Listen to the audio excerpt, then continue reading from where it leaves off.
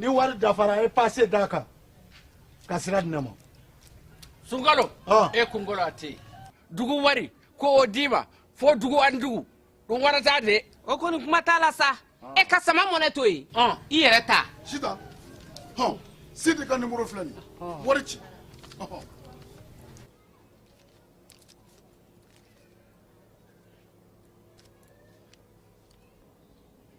wari sera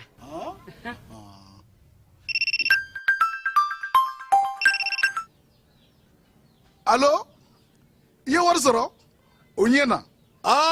tiɲɛ yɛrɛ la ko ni sama bɛ maa min ɲɛ ko n komi t'i gosi ngonga sama mone i yɛrɛ ta a sɔngɔ ka nɔgɔ ni mali wari ci sira bɛɛ ye depo ye fu ye wari bɛ ci fu ni application ye wa bɔsara ye musaka fitini ye sama mone jini kuran bɛ sara n'a ye krediw bɛ ta n'a ye sanni feere bɛ kɛ n'a ye sama mone ni y'anw maliyɛnw ta ye a y'a si filɛ ka nkalon bɔnda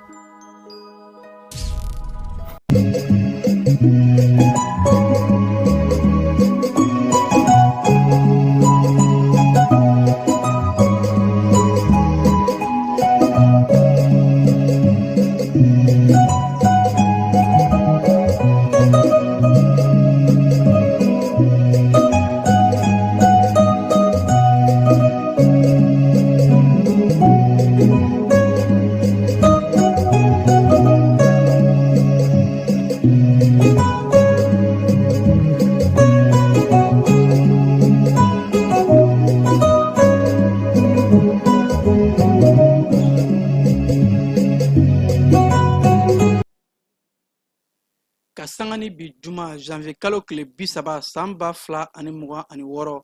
aw bisimila ka wulayina bamanankan kibaru kono kɛnɛmuna namina walawalali caman kɛ aw ye Mali ani diɲɛ fan bɛɛ lajɛlen kibaru kan an ka wulayina kunnafoli bakuruba dɔw bɛna tali kɛ tajiko sira fɛ jɛkulu mun sigilen don ka se ka tajiko la kɔlɔsi olu ye u ka ɲɔgɔn kɛ ɲɔgɔn mun ni u kumana taji bɛ lahala mun na ani sunkalo bɛ nana cogo mun na ka se ka a koɲɔw bɛɛ lajɛlen ka a bugunatigɛ an ka jamana ɲɛmaa général d'armée Assimi Goïta ale ye force unifiée ni o ye AES ka kɛlɛbolo kelen a commandant ka o bisimila yaasa ka se ka kumaɲɔgɔn kɛ wulikajɔ kɔnɔna la lakanako sira kelen fɛ an ka cɛfini tabaw olu ye baaraba kɛ Muruja kɔnɔ ni ka bamanciya wale ni wale maa caman ka olu bɛɛ lajɛlen daji kiriko sira fɛ IEMOA yɛrɛ k'a fɔ k'a y'a ka gɛrɛntɛ ta ka bɔ Mali jamana kan u ye mun bila 2022 Mamadu Awa Gassama a ka kiri jaabiw bɔra k'u ye san 3 kaso k'o da kun ani amani o $5,000,000 marabolo kɔnɔna kibaru o bɛna taa n'a ye tomiyakaw fɛ yen nɔ olu bɛ ka kulekan bɔ ka yɛrɛ k'a fɔ ko tajiko gɛlɛya bɛ u dala ko kabi tajiko nana ko u ma taji o sɔrɔ cɛfini tabaw ka minisiri ni o ye général de corps d'armée Sadio Kamara ale bɛ taama la ka se ka taa marabolo kɔnɔnaw la ni o ye ka yiru la k'a fɔ ko Mopti marabolo ko jamana ɲɛmɔgɔ hakili bɛ o la o siratigɛ kelen na fɛnɛ colonel général de corps d'armée Ismail Wage ale fɛnɛ tun bɛ taama la fɛn mun ye ka se ka taa gawukaw ka yiru la k'a fɔ ko jamana ɲɛmɔgɔ u hakili b'u la nin bɛɛ lajɛlen taama don hakilina kɔnɔna la Niger fintigilakaw ka ɲɛmɔgɔ yɛrɛ k'a fɔ k'u ye wulikajɔba kɛ yaasa ka se ka mercenaires caman ko ka u daji minnu ko n'u tun bɛ ka taa bin pankulu jigɔrɔ kan ni o ye Niger pankulu jigɔrɔ k'u y'u bɛɛ lajɛlen daji ninnu de an ka wulayina kibaruw la kumaba dɔw ye an bɛna kunnafoni wɛrɛ fara minnu kan sɔɔni ka walawalali kɛ aw ye a y'aw sɔgɔ ko ɲuman ja ni kunnafoni sira bɛɛ lajɛlen na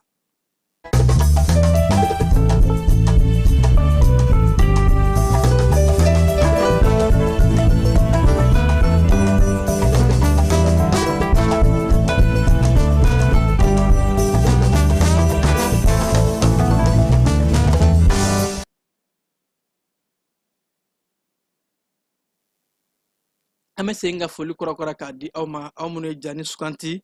ka kunnafoni ɲini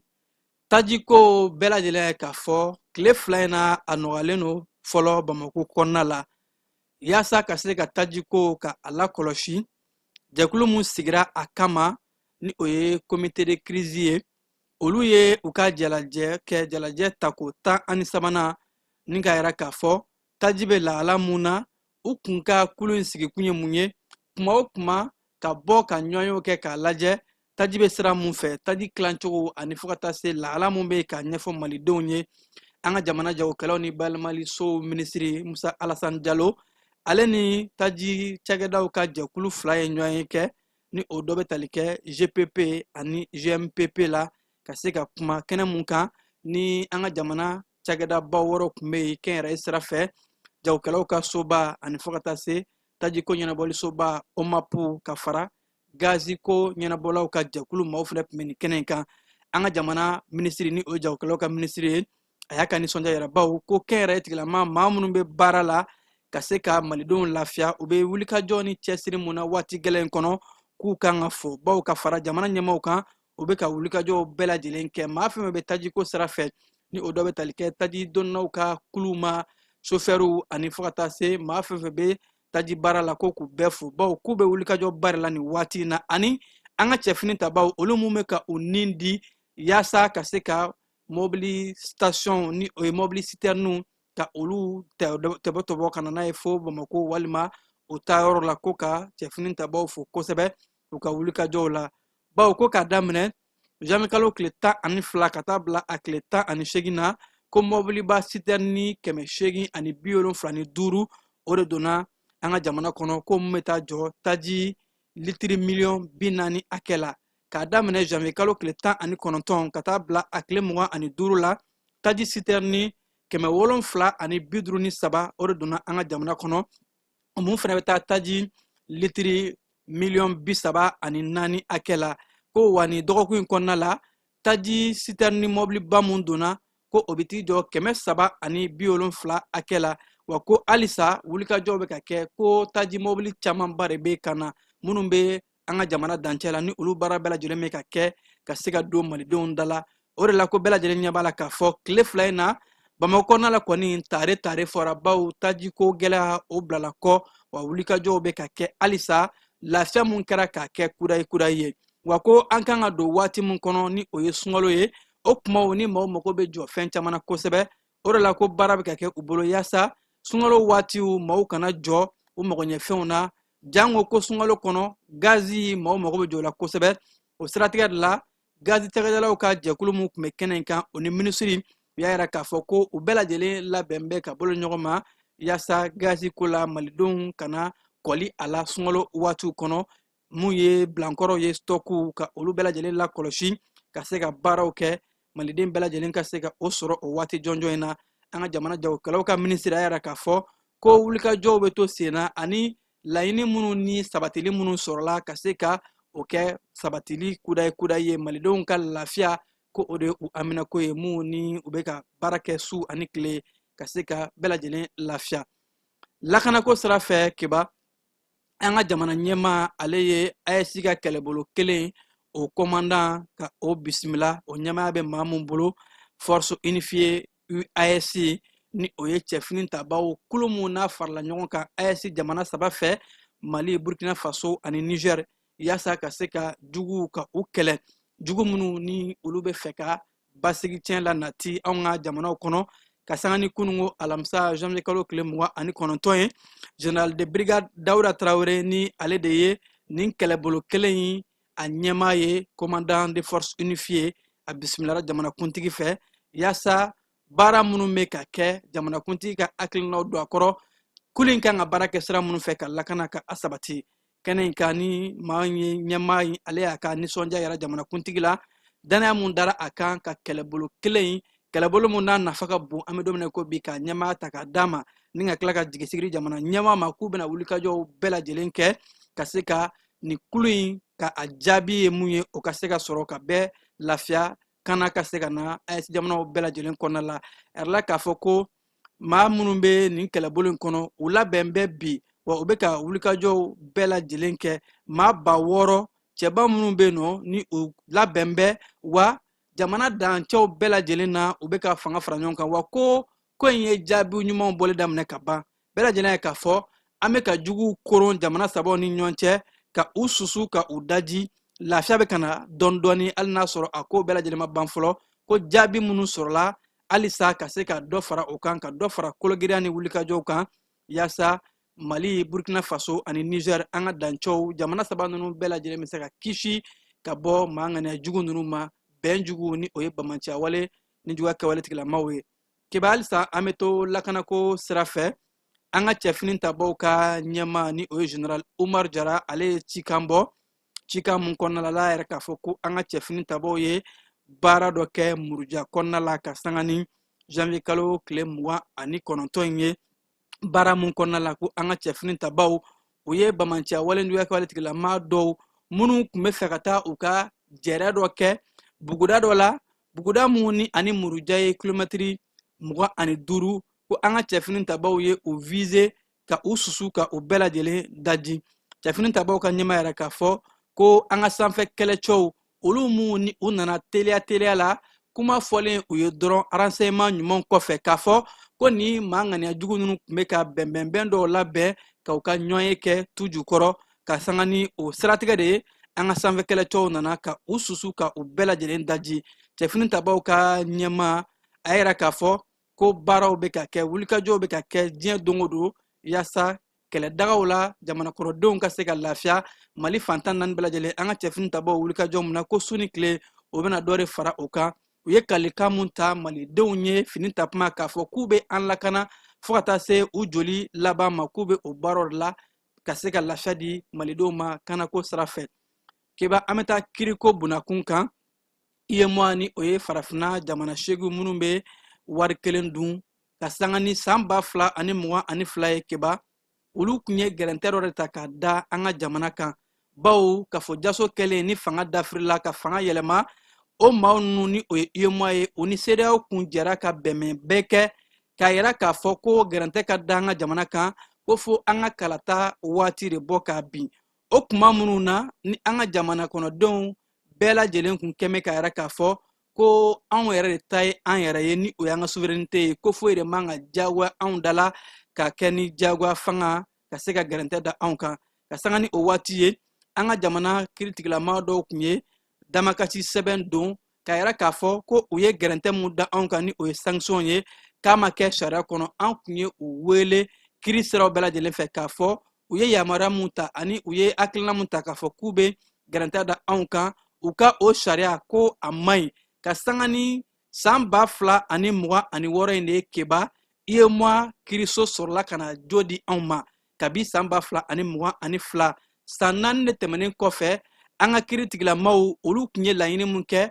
k'a fɔ IEMOA ye gɛrɛntɛ mun da anw kan gɛrɛntɛ minnu don a ma kɛ sariya kɔnɔ maa man ka da i maanifin ɲɔgɔn kan ko des sanctions illégales inhumaines ko u ye o baara ninnu bɛɛ lajɛlen kɛ nka 2026 de keba olu kunna ka yira k'a fɔ u kun ye sariya mun ta ja sariya ɲuman yɛrɛ kun tɛ ka sanga ni nin waati laban ninnu de ye IEMOA ka nin sariyaso in u y'u ka jaabi laban bɔ ka bin ko olu kun ye gɛrɛntɛ minnu ta an ka jamana kan ko a gɛrɛntɛw a sɛbɛnfuraw man ɲi a kun man kan a waatiw ka sanga ni nin waati ye an ka jamana kiritigilamaw olu ye sebaya sɔrɔ olu ye jo sɔrɔ k'a yira k'a fɔ kulu ninnu u tɛ jamana kɔnɔdenw ka hakɛw de lapasa maa dɔw u bɛ ka baara kɛ olu de ye o waati de la an ka jamana ɲɛmaaw ani fo ka taa se malidenw bɛɛ lajɛlen u jɔ u kolo la bawo u tun ye gɛrɛntɛ minnu ta o dɔw tun ye ka se ka da sɔgɔ anw ɲɛ ni an sigiɲɔgɔn jamana caman ni ɲɔgɔn cɛ an ka nafolo minnu bɛ u ka banki kɔnɔna ni o ye IEMOA ye ka o nafolow ka u geler k'a kɛ an tɛ se ka maga u la ani fo ka taa se jagoko ni musakako sira fɛ k'a bɛɛ lajɛlen tigɛ anw na u ye o baara mun kɛ ni malidenw kun bɔra k'a fɔ ko an ma jɛn ni a ye 2026 de la keba u nana jɔnwala fɔ k'u ka jaabi bɔ san 4 kɔfɛ ko olu tun ye sariya mun ta ja ko sariya ɲuman yɛrɛ kun tɛ keba halisa an bɛ to kiriko bunakun kan an ka wasaden mun ni ale lasagolen kun don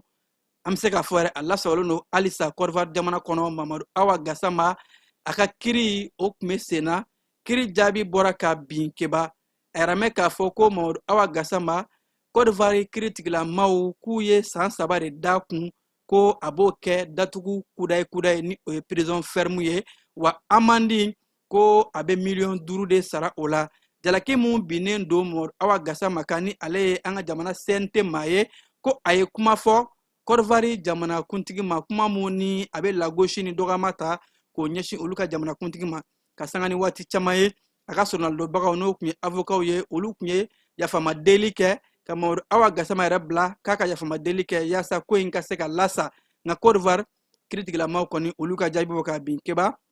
an bɛ taa e fan fɛ Mamadou Ismail Konate ni ale Mod Awa Gassama ka sonal do baga ye ay dakuru ɲɛ fila ni mun fɔ an b'o lajɛ.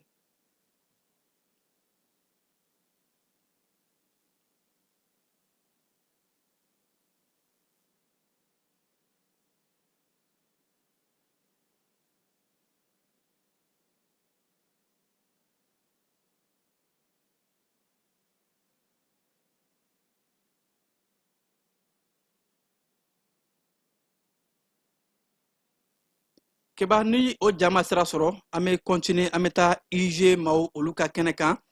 an ka jamana sanfɛ kalanso mun bɛ yen nɔ ni o ye Institut Universitaire de Gestion ye ka sanga ni IG maaw ka testi yaasa ka don kalanso in kɔnɔ o jaabi minnu kun bɔra janvier kalo tile 9 an ka sanfɛ kalanso minisiri cɛ mun ka caw ɲɛsin fɛnɛ bɛ ɲinili ko ɲɔgɔn ma ni o ye Burema Kansa ye ale minisiri y'a yira k'a fɔ ka sanga ni kunungo alamisa janvier kalo tile 29 ye ko IG ka jaabiw bɔra a ma baw ko IG ka ni testi ninnu u y'a ye k'a fɔ majɛn caman de tun bɛ a la maa dɔw tun b'a kɔnɔ minnu ni olu ye jaabi sɔrɔ wa ni u tun tɛ sariya kɔnɔ o de la ko minisiriso ye décision ta ka yɛrɛ k'a fɔ ko IG ka testi minnu tun ye a sɔrɔ wa ni u tɔgɔw tun bɔra ka sanga ni janvier kalo tile 9 ye o jaabi kɔni o kɛra falaki ye wa ko testi wɛrɛw ni o ye ɲɔgɔndan wɛrɛw ye olu bɛna bila sen na don nataw la ka se ka ni jaabi mun bɔra a la ko nin bɛɛ lajɛlen kun tɛ dɔwɛrɛ ko in ka se ka kɛ jɛlenya kɔnɔna la ka a sanuya a ka kɛ ni a kan ka tɛmɛ sira minnu fɛ keba korofinakaw ka polisiso mun bɛ yen olu ye wulikajɔba kɛ ni ka taa tɛgɛ da siganama maa 2 kan commissariat de police min bɛ Korofina olu ka wulikajɔ kɔnɔ Korofina Nord ko u ye binganikɛla maa 2 ka olu kunbɛn minnu tun bɛna bingani wale labɛn Buguba o kin kɔnɔna la ka sanga ni zone industrielle ni a dafɛla ninnu ye ko maa ninnu ka munumunu salo ka bon kosɛbɛ o de la commissaire principal Korofina Nord maaw ka commissaire Seydou Keta ale n'a ka cɛbalenw olu de ye sɛgɛsɛgɛli larawuliw kɛ ka taa u tɛgɛ da nin siganama maa 2 ninnu kan maa minnu ni u ye maramafɛn sɔrɔ a kelen bolo ko sɛgɛsɛgɛliw bɛɛ lajɛlen y'a yira k'a fɔ ninnu tun bɛ ka bingani walew de labɛn wa maa kelen b'a la o tɛ maa dogolen ye polisilaka ninnu bolo baw u bɛ o ye kuma caman u ka wulikajɔ ni u ka nijuga wale n'u ka bingani walew la a dɔnnen don n'a ka bingani walew ye ko u ye pistolet automatique sɔrɔ a bolo fabrication artisanale o siratigɛ de la ani kisɛ dɔw fana minɛna a bolo o de la ko polisilakaw ye ni maa kofɔlen ninnu ka u lasago k'u bila gara avi la o kɔfɛ k'o bila kiiritigilamaw ka bolo kan baw ko sɛgɛsɛgɛliw bɛɛ lajɛlen ye k'a fɔ ni maa ninnu tun bɛ k'u labɛn ka taa magasin dɔ de dakari zone industrielle o fan fɛ ni waati in na u y'u bila kiiritigilamaw ka bolo kan yaasa ka se ka sɛgɛsɛgɛli kɛ o ni mun ka kan o ka se ka da u kan ni sariyaw ye commissaire principal Seydou Keta a yɛrɛ k'a fɔ k'a b'a ka cɛbalenw fo u ye wulikajɔ mun kɛ nin ko in na ani fo ka taa se u bɛ ka baara mun kɛ an ka duguba kɔnɔnaw ka se ka a lakana ka maaw n'u bololafɛnw kisi ka bɔ duguba kɔnɔna bandiw ni zonba kulekulew bolo wa k'u bɛ wele bila halisa jamana kɔnɔdenw ma ni o ye sigida denw ye bɛɛ lajɛlen ka fara finitigilakaw kan ka u dɛmɛ u ka baaraw la n'o kɛra bɛɛ an ka sigidaw bɛ jɛya ka lakana maaw n'u bololafɛnw olu bɛ kisi keba an bɛna taa an ka marabolo kɔnɔna kibaruyaw la nka yan'o cɛ an bɛ taa fan fɛ ka fiɲɛni bɔ an senkɔrɔ dugutigi ni wari dafara e passe d'a kan ka sira di ne ma Sunkalo e kunkolo a tɛ yen dugu wari ko o d'i ma fo dugu ani dugu don wɛrɛ t'a de o kɔni kuma t'a la sa e ka sama mɔnɛ to yen i yɛrɛ ta Sita Sidi ka numéro filɛ nin wari ci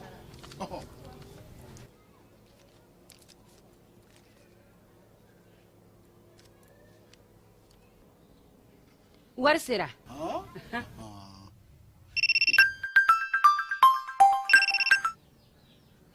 allo i ye wari sɔrɔ o ɲɛna tiɲɛ yɛrɛ la ko ni sama bɛ maa min ɲɛ ko nkomi t'i gosi ngonga sama mɔnɛ i yɛrɛ ta a sɔngɔ ka nɔgɔ ni mali warici sira bɛɛ ye depo ye fu ye wari bɛ ci fu ni application ye wa bɔsara ye musaka fitini ye sama mɔnɛ ji ni kuran bɛ sara n'a ye krediw bɛ ta n'a ye sanni feere bɛ kɛ n'a ye sama mɔnɛ nin y'anw maliyɛnw ta ye a y'a si filɛ ka nkalon bɔnda keba meta mopti kaw bara anga chefnin tabaw ka ministry ni o général de corps d'armée Sadio Kamara alebe tamala kasangani bi juma janvier kalo kile bisaba ye mopti marabolo konnala asele mopti kaw bara anga ministry anaka délégation uye bisimila nyuma soro tabi mopti pangulu jigoro la marabolo nyema général de brigade Dawda Dambele fe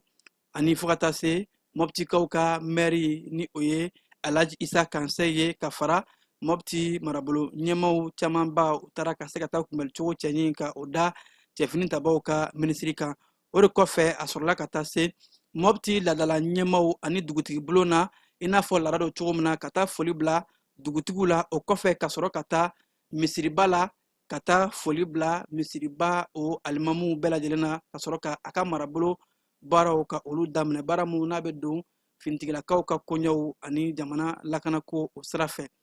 kayikaw bara u ka buguda mun bɛ ni o ye kabu gajaga ye olu ye kɛnɛyaso sɔrɔ kɛnɛyaso mun ni a baara bɛɛ lajɛlen na musakaw bilala sen kan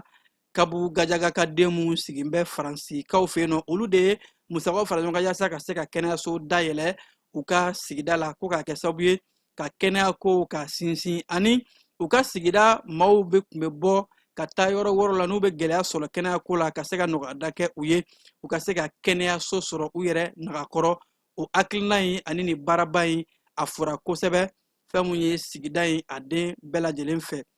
tomiyakaw olu bɛ ka kulekan bɔ tajiko la bawo ko tajiko gɛlɛya kɛn bɛ ka tomiyakaw ka sɔrɔda bɛɛ lajɛlen jɔ tomiyaka dɔw kɛn bɛ ka yɛrɛ k'a fɔ ko kabi tajiko gɛlɛya ko tomiyakaw ma taji foyi sɔrɔ bibi na o bɛ ka gɛlɛyaba la s'u ma a bɛ ka kɛ sababu ye ko ka dankari kɛ maa caman ka sɔrɔ siraw la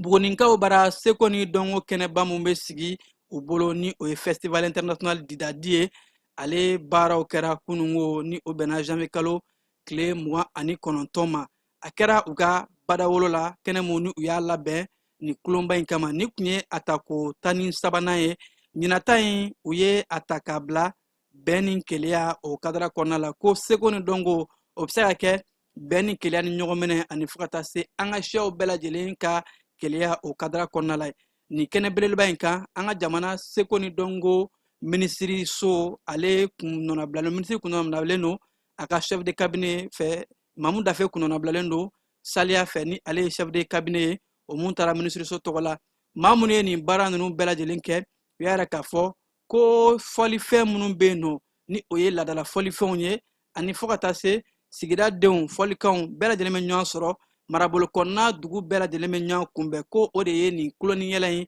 a nafa ye a bɛ bɛn ni keleya ko fɔ marabolo ɲɛmaw ni o ye buguni marabolo ɲɛmaa général de brigade Usmani Wele ani fo ka taa se buguni ɲɛmaw o bɛɛ lajɛlen k'u nisɔndiya bɛ nin kɛnɛ in kan an ka jamana cɛfɔ ni kanbɛ minisiri général de corps d'armée Ismail Wage ale ye taama kɛ kunungo janvier kalo tile 29 ka taa mopti kaw bara taama in bɛ don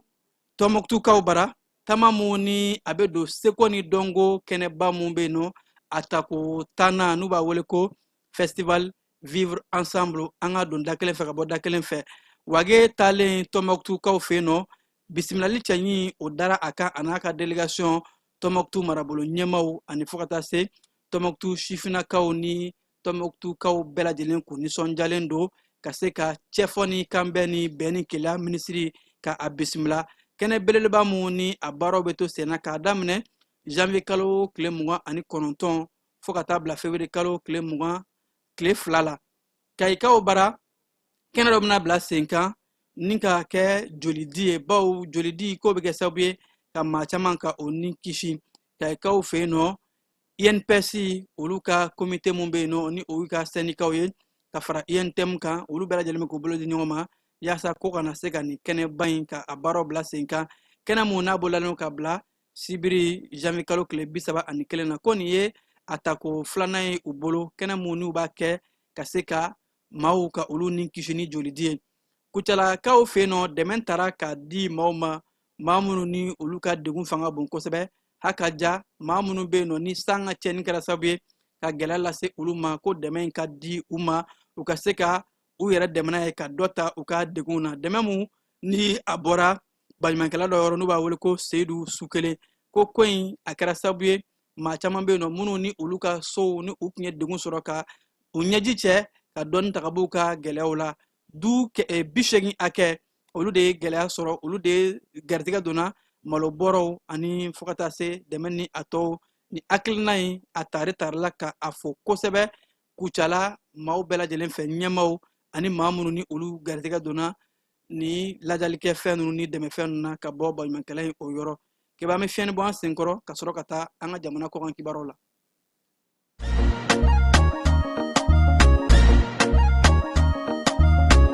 aw bisimila hôtel lafiya la n'i ko hôtel lafiya wulikajɔw bolodalen don walasa aw bɛ se ka lafiya sɔrɔ cogo min na ani hakilisigi aw ka séjour la anw fɛ Mopti yan kɛrɛnkɛrɛnnenya Mopti Sevare ka kɛ ni kurantigɛtigɛ ye min ye hôtel lafiya Sevare ale ye wulikajɔw boloda ka se ka min ye awa fɛɛrɛ kɛrɛnkɛrɛnnen dɔw ta walasa aw bɛ se ka lafiya sɔrɔ cogo min na aw ka séjour la hôtel kɔnɔna na n'o ye ka panneau solaire installer min ye kurantigɛtigɛ o degun aw kana o ye séjour la l'hôtel yɛrɛ kɔnɔna na réservation ka kɛ kabi sisan min b'a to aw bɛ se k'aw ka séjour kɛ k'a sɔrɔ tɔɔrɔ tɛ aw kan degun tɛ aw kan hôtel lafiya. hôtel lafiya ale filɛ nin Sevare bangetaba yanni ka se aéroport sirafara ma station laban i kiniboloya fan fɛ i bi jigin o carré fɛ mètre 200 bɔɲango hôtel lafiya ale cokolen bɛ i kiniboloya fan fɛ i bɛ se ka weleli kɛ nɛgɛjuru siraw fɛ 21 42 14 11 76 01 01 98 66 78 72 04 hôtel lafiya référence do.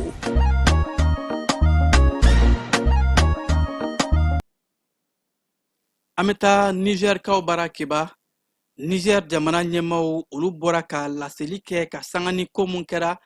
Niger faba ɲame kaw fɛ yen u ka pankulu jigiyɔrɔ la mun ni a ye maaw kamanagan n'a kɛra ka bɔ araba ka dugujɛ alamisa sufɛla la jamana ɲɛmaasow u bɔra ka u dantigɛ koɲɛ in kan cika mun ni a bɔra Niger jabaranisoba Tele Sahel kan u y'a yira k'a fɔ ko nin wale mun kɛra olu b'a bila binganikɛlaw olu de ka minɛn kɔnɔ binganikɛla minnu b'a wele ko mercenaires ko olu de ye pankulu jigiyɔrɔ kɛrɛfɛ fintigilakaw ka daga mun bɛ ni o ye sanfɛ kɛlɛcɛw base aérienne n'u b'a wele ko 101 ko u kun taara k'a fɔ k'u bɛ ɲɛsin o daga de ma ka sanga ni nɛgɛ kaɲɛ fu tɛmɛnen ni sanga 20 waatiw ye cikɛ kɔnɔna la yɛrɛla k'a fɔ ko Niger cɛfini tabaw ye ni mercenaires ninnu ka u kunbɛn ni ka u susu wa ko dangana bɛɛ lajɛlen bɛ u bolo ko ni maa ninnu u kun bilasiralen don maa dɔw de fɛ walima maa wɛrɛ de kun bolo bɛ u kɔrɔ ni o ye diɲɛ jamana wɛrɛw ye Niger ɲɛmaaso olu ka fɔ la u y'a yɛrɛ k'a fɔ ko ni maa ninnu u nana motow de la ka moto fari faga ka u ɲɛsin fɛn mun ye base in ma k'a yɛrɛ k'a fɔ k'u bɛ taa dankari kɛ o la nka ko ala ni Niger tɛfini tabaw ni o ye force de défense de sécurité olu ka wulikajɔ n'u ka cɛsiri kɛra sababu ye ka se ka ni mercenaires ninnu ka u kunbɛn ka u susu ko susuli mun kɔnɔna la n'a yɛrɛ la k'a fɔ ko Niger fintigilaka maa 4 olu joginna ani fo ka taa se minɛn dɔw tiɲɛna bawo ko u ka susuliw la u y'u ɲɛsin pankulu jigiyɔrɔ la avion dɔ ma avion mun yɛrɛ ni maa nanama sumalenw ka avion don aéroport civil ka o pankulu den 2 ɲɔngo ka olu bɛɛ lajɛlen tiɲɛ wa o kɔfɛ ko ni mercenaires ninnu Niger fintigilakaw ka fɔ la olu ye u kunbɛn ka u susu ni ka u maa camanba maa 20 hakɛ ka olu daji ka u maa 11 ka o minɛ wa ko ka tila ka minɛn camanba ka o minɛ u la minnu kunnana moto ni fɛnw na k'u y'a bɛɛ lajɛlen daji wa ko wulikajɔw bɛ ka kɛ Niger cɛfini tabaw ni ɲɛmaasow bɛɛ lajɛlen fɛ yaasa ka se ka nin ko in tɔ ka a sɛgɛsɛgɛ maa minnu ni u tɛgɛ bɛ nin ko in kɔrɔ ka se ka u kɛlɛ u kan ka kɛlɛ cogo min na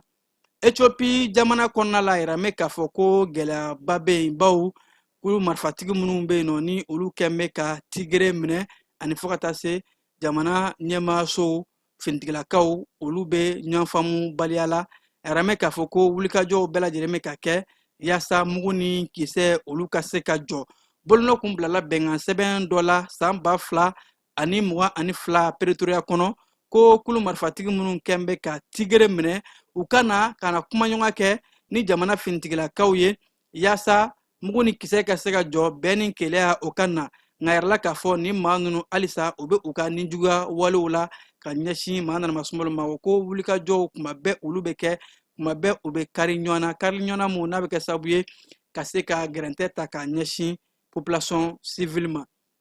Burkina Faso jamana premier ministre a yɛrɛ k'a fɔ ko burkinakaw bɛ ka wulikajɔw kɛ ka baara dɔ bila sen kan ni o de ye ka se ka métro ka o sigi Burkina Faso duguba 2 Wagadugu ani Bobo-Dioulasso ni ɲɔgɔn cɛ ko a métro ko baaraw bɛɛ lajɛlen u bɛ ka a faisabilité ka a lajɛ a kan ka tɛmɛ sira minnu fɛ ani a ko kan ka ban cogo min na k'o bɛ k'o baaraw bɛɛ lajɛlen kɛ wa laɲini ye san 2026 in kɔnɔ métro baara bɛɛ lajɛlen ka se ka ban k'a bila sira la ni o bɛ kɛ Burkina Faso duguba 2 ka kalan ka sɔgɔ ɲɔgɔn na o mun n'a bɛ kɛ développement ɲɛta kuntalajan o sira belebeleba ye. Halisa an bɛ to Burkina Faso jamana kɔnɔna la jamana ɲɛmaa yɛrɛ k'a fɔ ko CFA wari $478,000 u ye o de ladon san 2025 kɔnɔ ka se ka jamana waganɛ bugu ko o $400,000 ni kɔja in bɛɛ lajɛlen sɔrɔla mun fɛ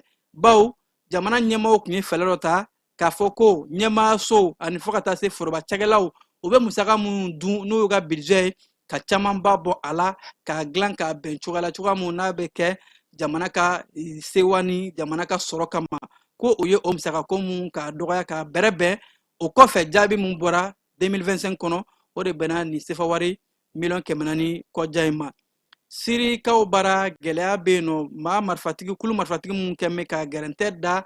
jamana finitigilakaw la ni o ye kurdiw ye ni waati in na a yɛrɛ mɛn k'a fɔ kumaɲɔgɔn bilala sen kan ka sanga ni bi juma janvier kalo tile 30 ye ko ka se ka bɛnkan sɔrɔ kulu marifatigi mun kɛn bɛ ka marifa ta ka siri kɔrɔyanfan minɛ ka gɛrɛntɛ ta k'a da jamana finitigilakaw kan ko bɛnkan in b'a yɛrɛ k'a fɔ kurdiw u ka na don jamana ka finitigilakaw kɔnɔ ka se ka bɛnkan bolonɔ bila a sɛbɛn na ka se ka bɛn ni basigi sinsin cogo min na u fana bɛ se ka kɛ jamana tɔgɔla finitigilakaw ye ka marifa bila u ka jamana kɛlɛli dabila ka fara jamana kan yaasa ka se ka jugu kɛlɛ ko n'o kɛra bɛɛ jolibɔn bɛ dabila maa nana masumalo ni o ye population civile ye olu fana bɛ hɛrɛ sɔrɔ ka bɔ u ka gɛrɛntɛw olu bolo.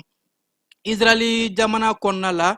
ko maa 71,500 ka bɔ octobre kalo la ka se bi ma o Palestine ka den de binna Israeli ani Gaza ka kɛlɛ kɔnɔna la a yɛrɛ mɛn k'a fɔ ko nin tun ye a siɲɛ gale ye Israeli ale ka sɔn Palestine ka kuma fɔlen ma u ye sifuru minnu fɔ k'a bin baw ko Israeli ka denw yɛrɛ y'a yɛrɛ k'a fɔ ni u ka kɛnɛya tigilamaw ye ko jɔnwala Palestine ye mun fɔ k'a fɔ mɔgɔ 70,000 kɔ o de binna olu b'a sɛbɛntiya k'a fɔ kɛlɛ kɔnɔ maa mun binna a b'o hakɛ bɔ nka ko u ye sifuru mun fɔ maa tɛ se k'a fɔ ko nin sifuru exact don u ye nombre hakɛ mun fɔ k'o don coyi wa ko fo sɛgɛsɛgɛliw la kɛ a kama nka ko bɛɛ lajɛlen b'a dɔn k'a fɔ wulikajɔ mun ni a kɛra Israel ani Palestine ni ɲɔgɔn cɛ Gaza kɔnɔ a kɔni kɛra sababu ye ka jolibɔ mun kɛ maa tɛ a hakɛ dɔn ko nin kɔni ye gɛrɛntɛ ani wulikajɔw de ye ko diɲɛ kan ka fara u ka yaasa wulikajɔw bɛɛ lajɛlen ka kɛ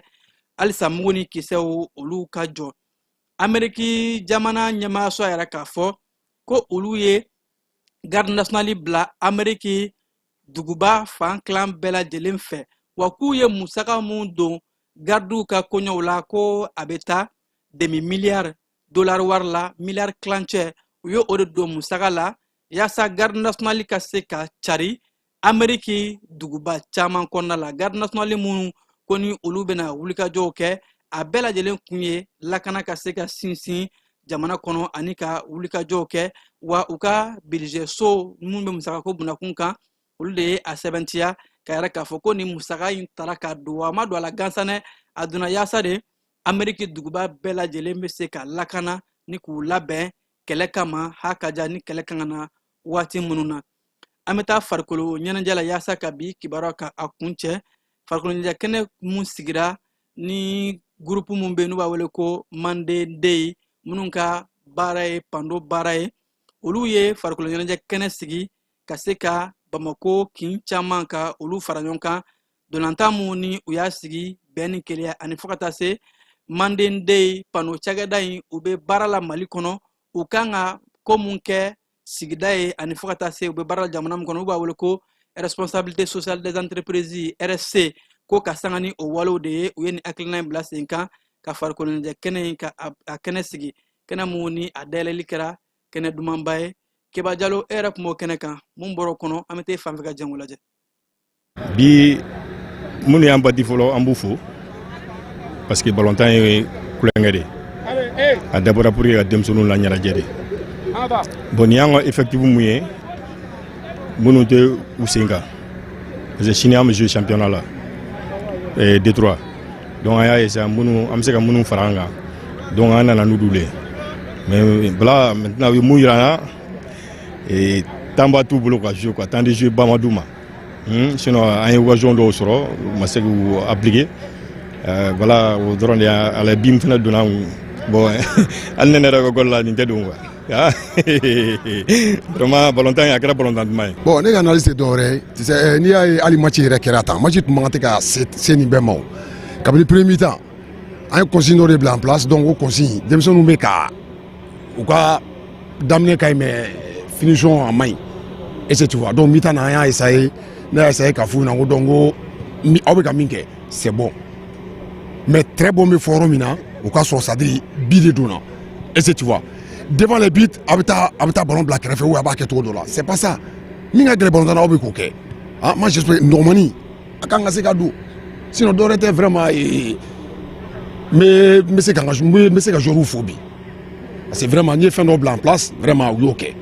seulement an ka finition de tun man ɲi mais match wɛrɛ la an b'a lajɛ an bɛ finition ye an b'a dilan bon an ka laɲini tɛ dɔwɛrɛ ye o compétition kɔni na laɲini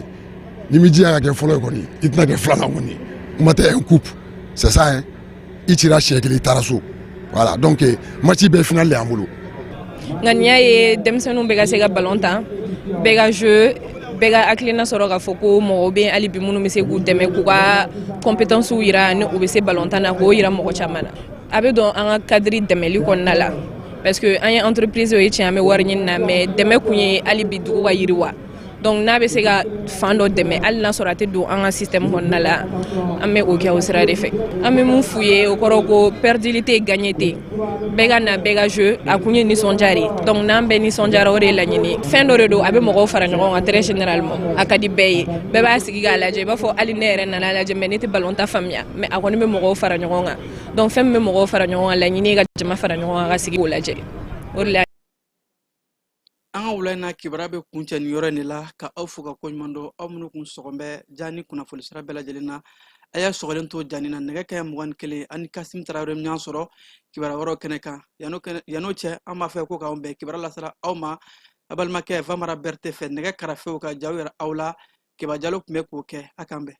an ka ɲɔgɔn dɛmɛ ka binkɛnikɛlaw ni maafalaw ni walijugu tigilamaw kɛlɛ a y'anw dɛmɛ an k'aw dɛmɛ ka binkɛnikɛlaw ni maafalaw ni walijugu tigilamaw kɛlɛ n'a ye kunnafoni sɔrɔ binkɛnikɛlaw ni maafalaw ni walijugu tigilamaw kan a ye nɛgɛjuru ci dɛmɛso la nɛgɛjuru sira fɛ wari tɛ sara min na 80 00 11 20 walima 80 00 11 22